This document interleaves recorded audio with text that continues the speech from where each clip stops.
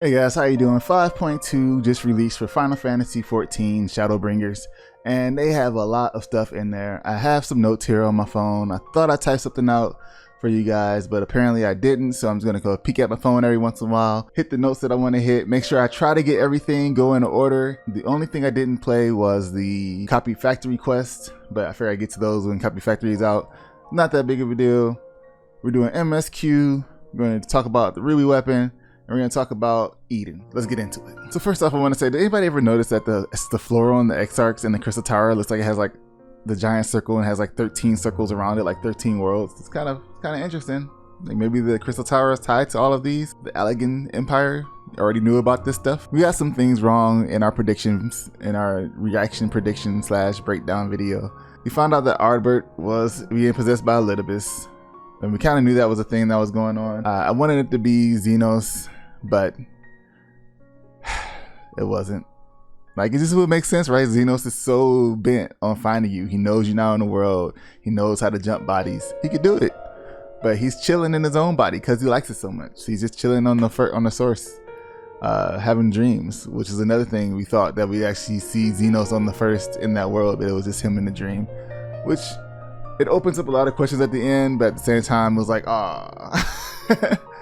It was something that showed in the trailer. It was like, well, not even to the end of the thing. It was pretty disappointing. And if you didn't know, these are spoilers. I'm gonna have it in the title, so hopefully you didn't just jump in here thinking that there wasn't going to be any spoilers, because it's been out a week, and I hope you guys had a chance to get to it. One of the things I thought was pretty cool was the new dungeon. I was hoping we actually get to explore the area, but we didn't. Even so, the story was still good. We got to go and jump on Bismarck again and ride him into the ocean. We go in there. We get to ride on the back, so it's like a train fight, but it's on the back of Bismarck. Fighting bosses come in, and we get down, and then because we're doing that first part on Bismarck, the dungeon feels really short. So as soon as you get off of that little Bismarck part, and you're like, okay, we're at the dungeon, and that's where I feel short at, because that part where you get to that part where you're going to a Niter area is not really short. When you get there, you jump off, you're like, oh, we're here. So you get out there and it's like boss fight, and then you clear a little room and it's like a boss fight, and then you clear another room and it's like boss fight. But the boss fights are really cool. They have new mechanics that are pretty fun to do. I definitely enjoyed some of the familiar mechanics that we've seen used in a new way. And that's something that you see something else when we go into Eden's Verse. They have mechanics that we've seen before and they use them in a different way or enhance them a little bit. It's pretty fun. Adds another layer of depth to the boss fights that we haven't seen in a minute. But we get through there and we go through the dungeon and we find out that this is where the people that summoned Heidelin were at. They were in this area and they have like records of everything they did in these cool like computer mainframes that just light up like it's Tron or something. And we see a hologram of the past, of a conversation that they had, and we find out that the leader of the Heidelin crew was named Venat. Somehow we knew what he said, but I didn't know what they were saying because they were speaking giant talk. So we find out the leader is Venat, and he is the heart of Heidelin, and he says something very interesting, or she. They're in giant robes. I don't know what they are. They say something very interesting. They say, "Don't worry about me. I can come back and take whatever form I want." What does that mean? What form did he take? Are we Venat? Is somebody else Venat? Because at that point in time, we haven't seen Ardbert come in. We haven't seen what's going on. Well, we've seen him, but we don't know what the whole deal is with Ardbert and Elidibus. As a player, we're like, are we Venat? What's going on here? And then we find out that Elidibus is the heart of Zodiac. Like, he sacrificed himself to become the heart of Zodiac, and we see him walking around. So he can come back and be anything. He's decided to be a person in a white robe, apparently. We find out that information, we go back out, get back to the town. We see everybody acting all crazy. They're getting ready to leave because Warrior Light, who's actually Elidibus, is going around saving people and telling everybody they can be a Warrior Light too. And then we get in there, he comes out, and he's like, yo, you're all Warriors of Light. And he makes a star shower appear, which awakens a tiny bit of the echo in everybody. So everybody can hear Heidelin saying her famous words that she says that I can't remember, so I'm not even gonna try to repeat them so y'all don't flame me in the comments about how I got these words wrong.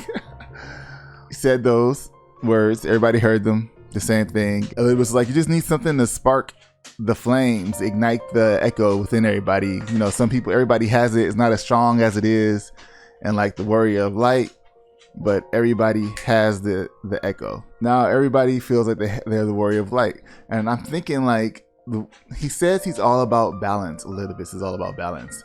Even though we defeated the light wardens and became the warrior of darkness, I don't think that means that the light is dissipating from that world. He also said that he wanted to continue Hades' plan, Emmett Silk's plan. So Emmett Silk's plan was to overwhelm that world with light and make that light become a light world. And I think that's what he's doing by creating more warriors of light. So what's interesting about that is like there's the warriors of light that's the light world, and then you have the 13th world, which is a shadow world. And I'm kind of curious if that is a plan, like you have the first and then you got the 13th, and then they figure that there's a plan to cause those two to create like a balance. That balance. Oh, the 13th dark world now. The first is going to be the light world. Create a balance in between the two. Maybe they need that balance to restore all the other sources to one. Maybe that because it's such a harsh energy, like it's a full ball of light and it's a full ball of darkness. Like maybe all the darkness would go to one, all the light would go to the other, and then they'll just kind of come together like polar opposites. Aha! Another theory popped up right there. So they did that. Everybody's like, oh dang, everybody's a warrior of light now. Nothing we can do about that. We have no idea what his plan is. It's crazy. So he just walks on and does his own thing. But like all that information that we got as players, we're sitting here like, what does it mean? What does it mean? So we do that, and then we go on and pick something else that we want to do. So I went and did Eden's Verse next, me and my wife. That story is pretty good too. Gaia comes out, and we're like, oh, she looks pretty cool. And then she sits down in the chair, and she's like this big, and you're like, holy crap, she's a kid just like Rain. They're both kids because she's tiny in the chair too. You sit in the chair, you look like a regular human being in the chair, and they look like little dolls sitting in these chairs. It's kind of crazy. And that makes it even crazier because of how she acts. So she acts like a spoiled brat. It's the total opposite of Reen. Balance. Balance. I see a theme forming here. So Reen is all like nice, kind of cares about everybody, and Guy is giving off this, I'm doing my own thing. Leave me alone. Why y'all messing with me? Who are y'all? I don't even know myself. Get away from me. Type of vibe. Eventually they come together when you go through the different verses, the raids, and become friends. It's pretty cool. We saw it kind of happening. I've seen it happen in many shows, so we know this is something that's going to happen, and plus opposites attract, right?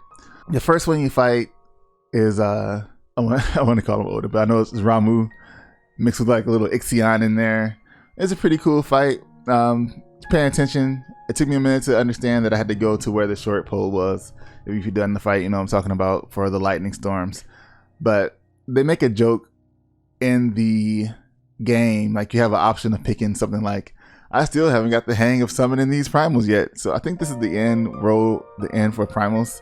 I don't know what the next ones are going to be, but I don't think we're going to handle any more primal fights in this. The next one was Ifrit and Garuda, which was really fun fight. It was better than the original Ifrit fight and the original Garuda fight, and they put the two together. Ifrit does this thing where he like kicks this ball across the map and then all of the balls explode. It's so amazing. Ifrit looks great. They have banter between each other and the thing. First Garuda comes and fights us, then Ifrit's like, oh, let me show you how it's done, sucker. And he comes down and we gotta fight him. Then they combine into, they do a little fusion dance and become Garuda Ifruda. I don't know what they said the name was. I'm calling it Garuda Frit. And they do that dance, and that's pretty fun. A lot of movement. I like fights with a lot of movement to keep you on your toes. When you have to just stand there, it gets kind of boring. I play a monk, so I have to move like left and right all the time, but just we have to run out and then dash back in and stuff like that. It's pretty cool having to pay attention. Which brings us to our third fight, which you have to fight the, it's like a container of darkness who has these little read or die pepper airplanes coming at you. and they have these, like, they shoot the beams at you, and they added this new mechanic in where there's these portals, and like if it goes in the red portal, comes out the red portal, goes in the blue portal, comes out the blue portal. So there's like 2 portals in the back of the map, and then there's like 4 portals on the side. And they show you at first, they put the portals like in the middle of the ring, so you can kind of get in front of the portals. You don't actually gotta like pay attention to them, but they put them there so you can see, hey, this is what this mechanic does. It's very smart game design, because they're telling you what's coming up and how to deal with it. And then they're like, okay, you got the portals. Check out this mechanic. If you ever played the game Ikaruga, where you guys switch between light and dark. If you go into light, you can absorb all the light balls, turn to dark, you can absorb all the dark balls, I think it is. So this one is shooting out beams of darkness and beams of lightness. You get put a little buff on you, a little bubble, and if it's your light, you gotta stand in the darkness. And if it's white, you gotta stand in the, if it's white, you gotta stand in the darkness. If it's dark, you gotta stand in the light. So get that mechanic, so when you stand in the light. It also reminded me of WoW when you had to fight the twin Valkyries in the Tournament of Champions, which is pretty fun. So when you're standing in the light and get hit by the darkness, it goes through you. The color will switch to dark, and then you have to just kind of watch and make sure. Sometimes you can just stand in one spot and it'll just hit you over and over again. You'll be fine. And sometimes you got to move over a lane or 2. So once you figure that out, they break it up a little bit. You got to fight some ads, burn them down together, you know, and then it comes back. It's like, oh, you made it through that. You think you're ready now? And then it hits you with the portals and the light dark switch mechanic at the same time. So when the light's coming through you, it's going through the portal and coming out of the portal. So you got to know where to stand, but you have to pay attention to all that. And it's pretty cool that they did that. And then after that, we got to see a Shiva. I have to play that again. It was pretty cool. She does a little Highland transformation and somewhere in the mid match, and she has this mechanic called Undress, where it's a turnaround mechanic, which I thought was fun. She does like her little Sailor Moon change outfits, but it's called Undress, and then it has a turnaround eye, so you got to turn around at that point. So she does this move where she turns into like a little Highland thing, and you see the planet split, and again you see 13 circles with the thing in the middle, bringing me back to the Crystarium and that centerpiece on the floor with the 13 circles around the ring. If you have never noticed it, pay attention. Go in there. Tell me what you think.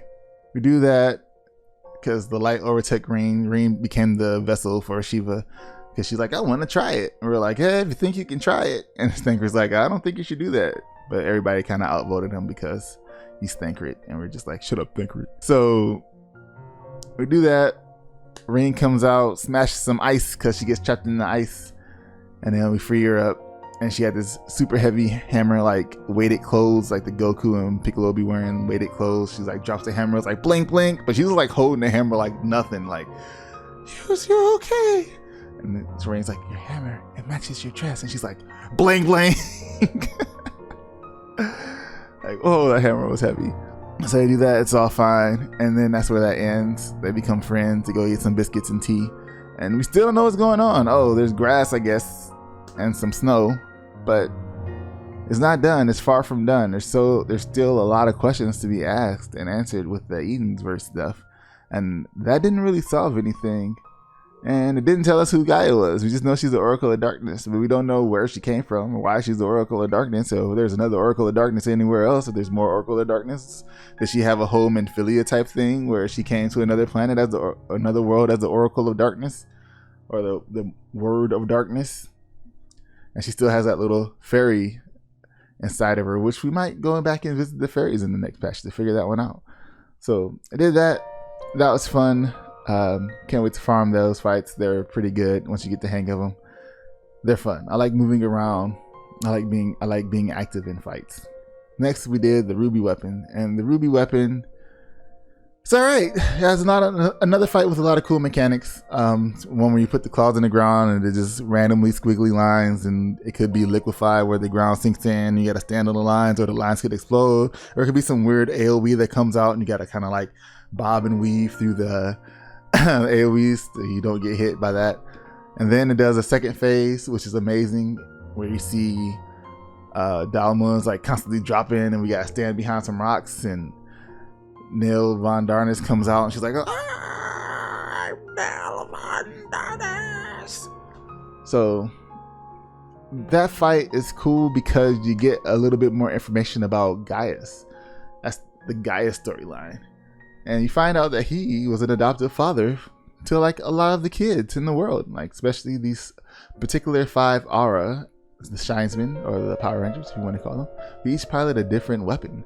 The one we fought was fighting the Ruby weapon, of course, but there's also going to be an Emerald and a Sapphire and a Diamond and all that stuff. Find out that he fostered these kids and they thought he died, and they said we're going to continue his legacy. And they found out he's alive, but they're already too deep in. And then we find out, and they're like, they think that we killed the pilot because, we beat up the pilot. But we find out that the pilot actually became fused. And as I was going back in and watching the cutscenes, or watching the fight, like paying attention to the text, I went up and scrolled back through the text as the fight was going on after the fight, so I can read and see what was going on.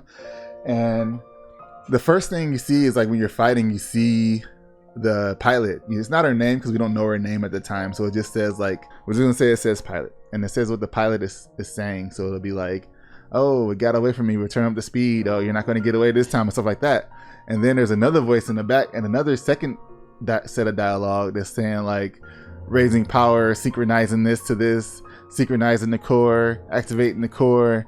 And you see the other pilots in there, and when it goes through that chain, she's like, hold on, what's going on? No, I'm not so-and-so, and then it changes, and then she comes out. So, like, that, I feel like, I don't know if a lot of people will notice that, because a lot of times people don't see the text that's in the chat when the fights are going on, and they didn't really pop that up on the screen like that. I don't think. If they did, it was really small. Like, people are paying attention to the mechanics, so they're not really looking at text that's popping up like that. I think that adds another layer, because I saw a couple of podcasts, people talk about it, and they kind of went over that and said something different than what actually happened. Which, like, I think Xandri said that she was infused earlier, like she wasn't piloting the thing began, but she was piloting it the whole time until it goes into that second phase, and they turn up the wattage pretty much and activate, like, override her own personal body and soul, and she comes out with the birth, the Nell Von Darnus type shell, gross shell thing that happens, which is, it adds definitely a lot more into that. And I wish somebody was, like, recording video, because they come and analyze these things after the fight is done. But I think if they saw what actually happened, like, they could get more data and figure out more ways to stop it that way. But instead, they got to rely on our terribly bad memory to tell them what happened in these fights. Like, now that I think about it, people ask us what happened, and we're telling them what happened, but we're probably telling these stories so wrong, because if we think about how we remember these primals that we fought like 100,000 times, and they come out the way they do in the Edensverse. And I even thought, like, maybe Reen could be, because she has to summon them. But, like, in between the fights, I was talking to the NPCs, and Thancred's like, Reen doesn't have anything to do with what these primals look like. They're all on you. So we are literally the warriors of light or darkness, are literally the people that are creating these bad primals. And like I said, they even acknowledge it with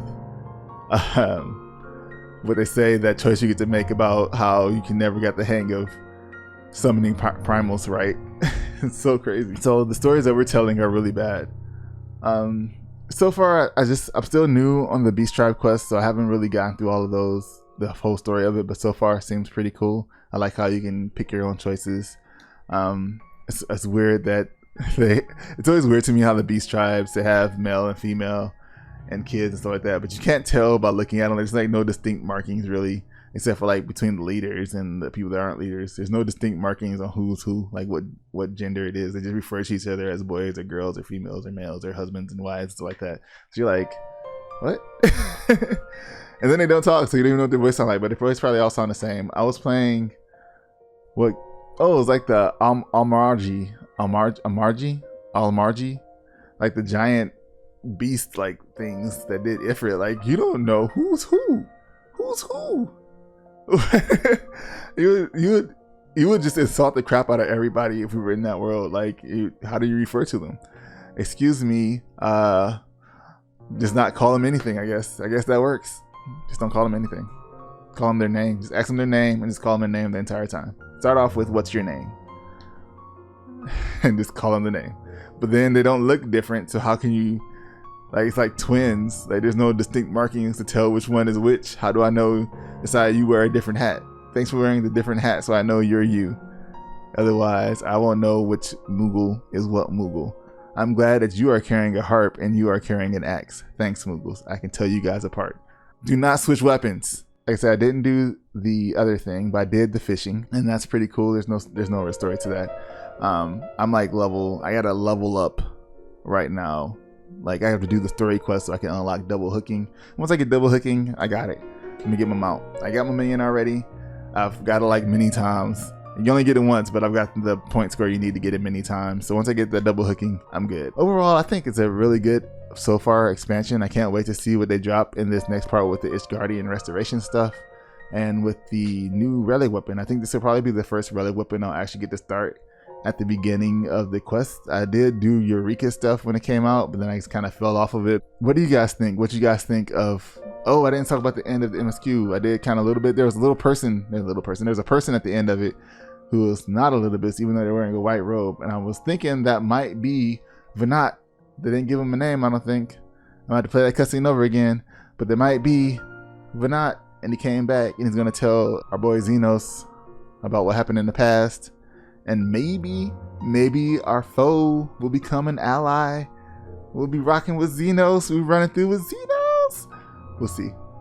We get the Xenos outfit in the Mog Station. Everybody walking around with Xenos clothes on. It's gonna be good. Xenos haircut.